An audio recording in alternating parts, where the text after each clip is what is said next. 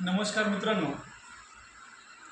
आज आपण बांधकाम कामगार योजनेविषयी टप्पा 2 ज्याच्यातला दुसरा मुद्दा आहे तो शैक्षणिक विषय म्हणजे शैक्षणिक जे बांधकाम कामगाराच्या पाल्यांना लाभ भेटणार आहे त्याविषयी थोडक्यात माहिती घेणार आहोत।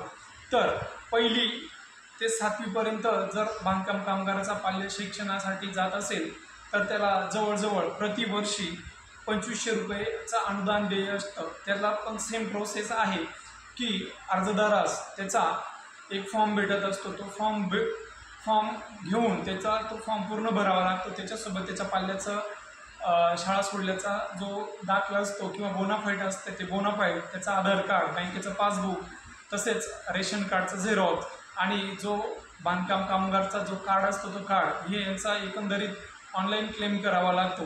त्याच्यानंतर दुसरा विषय आला की 8वी ते 10वी पर्यंतचा जर बांधकाम कामगाराचा पाल्य असेल तर त्याला जवळजवळ 5000 प्रतिवर्षी हे अनुदान देय असतो। याला देखील सेम प्रोसेस असते। त्यातला तिसरा मुद्दा आला, जर पाल्य 11वी ते 12वी या वर्षांसाठी असेल तर त्याला रुपये 10,000 प्रतिवर्षी दिले जाणार। पण त्यासाठी अट अशी आहे की 12वी आणि 10वीला किमान 50% प्लस त्याला टक्केवारी असणं अनिवार्य आहे।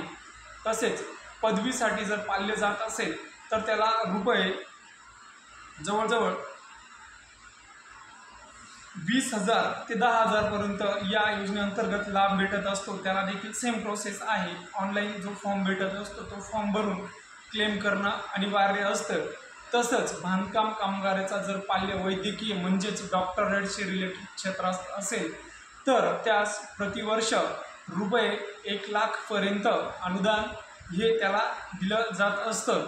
तसेच जर इंजिनिअरिंगसाठी बांधकाम कामगाराचा पाल्य पात्र असेल किंवा शिक्षण घेत असेल, पदवी शिक्षण घेत असेल तर त्या बांधकाम कामगाराच्या पाल्यास रुपये 60,000 पर्यंत जे अनुदान आहे ते देण्याचा प्रावधान या योजनेत करण्यात आलेला आहे।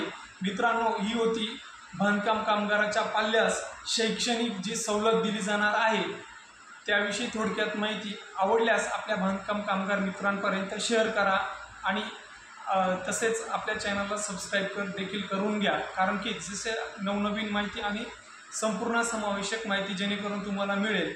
धन्यवाद।